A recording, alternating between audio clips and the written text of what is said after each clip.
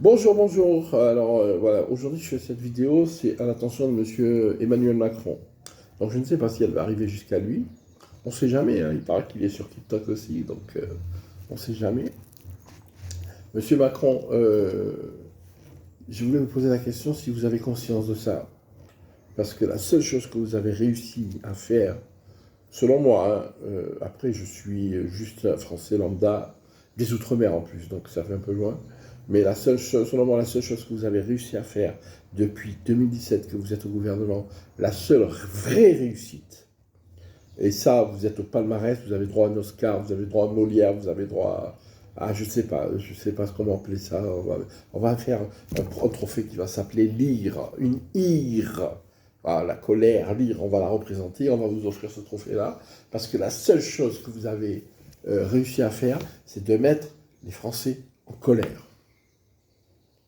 Là, vous avez gagné l'Oscar, ce que vous voulez, vous avez gagné le premier prix dans tout ça, mettre les Français en colère depuis 2017. Depuis 2017. Nous avons eu les Gilets jaunes, nous avons eu une première réforme des retraites, nous avons eu une réforme de l'éducation nationale, nous avons eu les Gilets jaunes, nous avons eu le Covid, nous avons eu la réforme des retraites maintenant, nous avons eu la crise énergétique.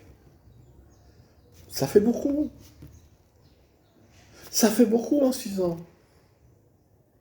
Avant, dans les autres gouvernements, on avait ces mêmes événements, mais on en avait un ou deux par gouvernement. Ça voulait dire, au départ, un ou deux tous les 7 ans, puisque moi, quand j'étais au début, c'était 7 ans, et puis après, un ou deux tous les 5 ans. Mais vous, vous en avez un par an, en 6 ans. Ça fait beaucoup.